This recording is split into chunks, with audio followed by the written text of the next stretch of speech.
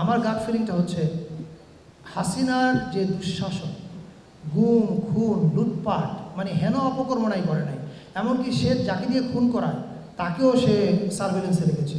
এবং আপনারা জানেন কিছুদিন আগে আমাদের এই গণভবনে এই কাগজটা উদ্ধার হয়েছে, আমরা এটা দিয়েছি গুম কমিশন এবং আইসিটিকে।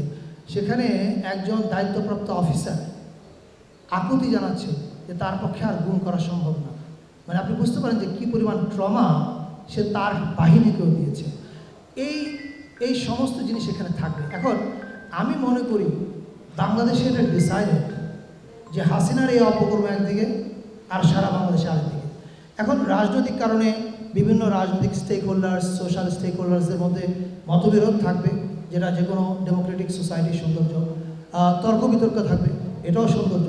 কিন্তু হাসিনা দুঃশাসন এবং এই 16 বছরের দুঃশাসন এবং জুলাই, আমার মনে হয় না এই প্রশ্নে বাংলাদেশের পলিটিক্যাল স্টেক হোল্ডারদের মধ্যে কোনো বিরোধ আছে, এবং তারা পরবর্তীতে আসলেও এখানে কোনো পরিবর্তন হবে কিউরেশনে, এটা আমি বিশ্বাস করি না।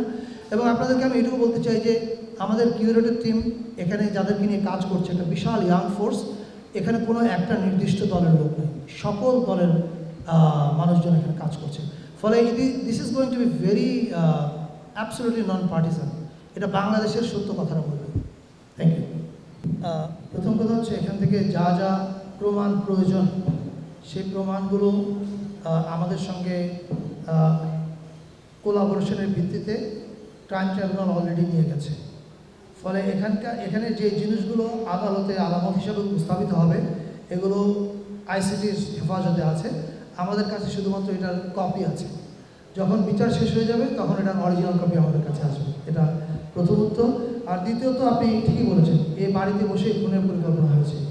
এই বাড়ির যে অফিস রুমটা আছে ওই অফিস রুমে গেলে মানে আপনাদের গা ছমছম করবে যখন আপনি জানবেন।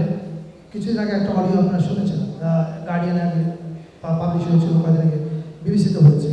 এই অডিওটা মোস্ট প্রবাবলি এই অফিস রুমে বসে উনি কথা বলেছেন। তার মানে এই জায়গাগুলো তো is a horror scene, not only crime scene, is a horror scene as well.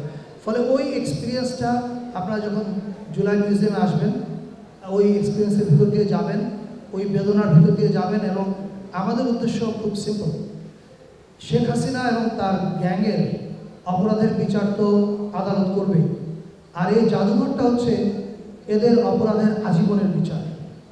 ভিজিটররা একবার করে এখানে আসবেন এবং উনি ওনার মতো করে বিচার করবেন, এবং সেটা যেন ওই জায়গায় পৌঁছায় আমাদের কিউরেশনটা সেরকম হচ্ছে বলে আমি বলব। যে কোনো মিউজিয়াম করতে গেলে it takes lot of time. আমরা সময়ের বিপরীতে দৌড়াচ্ছি। 5 আগস্ট এটার এক ধরনের একটা আনুষ্ঠানিক উদ্বোধন হবে, তবে দর্শনার্থীদের ভিজিটের জন্য ওপেন করা হবে কিনা এটা নিশ্চিত না। আমার ধারণা এটা আরও সময় লাগবে, কারণ প্রচুর কাজ বাকি।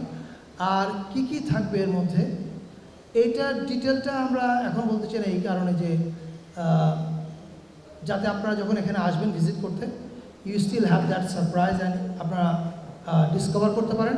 তবে ফিলসফিটা বলতে পারি আমরা, ফিলসফিটা হবে এটা যে আপনি যখন এই জুলাই জাদুঘরে ভিজিট করবেন তখন আপনি জুলাই এবং কেন জুলাই হলো, 16 বছরে আওয়ামী লীগের দুঃশাসন কী কী হয়েছিল তার দালিলিক প্রমাণ, অডিও ভিজুয়াল প্রমাণ, এবং আপনারা জানেন যে মডার্ন ডে মিউজিয়াম কিন্তু এখন এক্সপিরিয়েন্সিয়াল হয়ে উঠছে।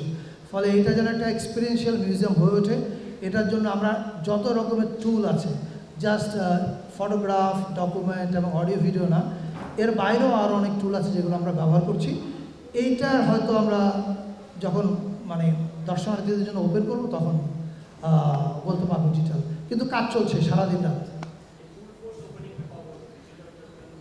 এটা একটু এখন বলানো মুশকিল এক্সাক্ট টাইমটা, তবে 5 আগস্ট এটা আনুষ্ঠানিক উদ্বোধন হবে, কিন্তু দর্শনার্থীদের জন্য ওপেন করা হবে পরে, সেই টাইমটা আমরা একটু পরে যাব।